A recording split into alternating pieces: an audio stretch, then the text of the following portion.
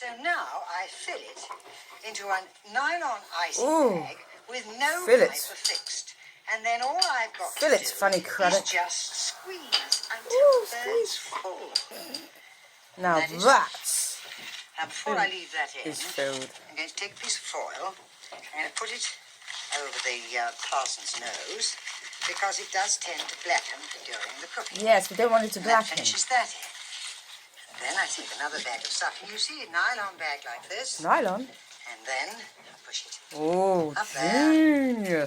Get that stuffing. Get that stuff in. And that's all there is to it. Turkey for Then Christmas. you lift it onto a perfectly dry baking tin like this. That's a nice tray. Get me one of them. And then a little bit of butter. Well, that's fit in my oven. Or if you can't run to butter, then a little bit of dripping. But no dripping in the pan. Oh dear. No dripping in the pan.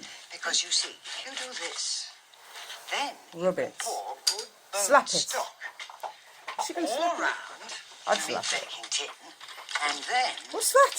you make the beginnings of a most beautiful sauce, gravy, jus, whatever you like to call it. Jus. What is that? All the other juices run into that as well.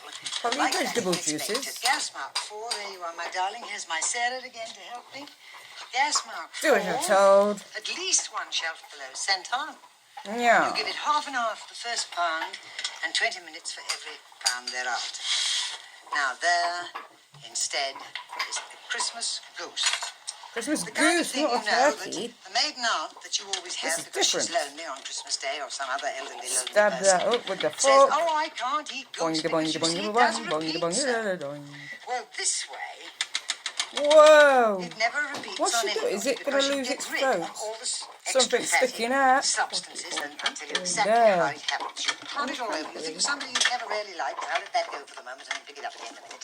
Prod it all over. Oh my Think of gosh, somebody you've she's never really liked, but you're ravaging too well that. bred to say what you think of them, so you Savage. take it out on the goose and be stabbed all over. You don't need sage, just have Fanny Cradock. And then, beastly job. Beastly. You dip your hands into thin honey. Ooh. And you coat the goose all over.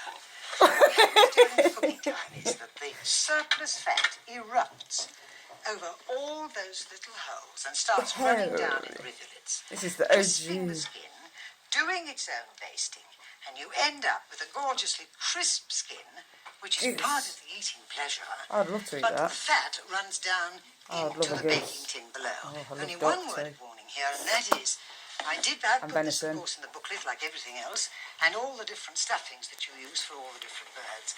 But I must stress that at half-time, all your cooking times there again, I use gas mark 5 for this bird, but 1 shelf below centre. This bird's on gas mark 5. You must empty the tin. Got honey everywhere, it's got what's because it gets overfull and can be dangerous at the end of the cooking time.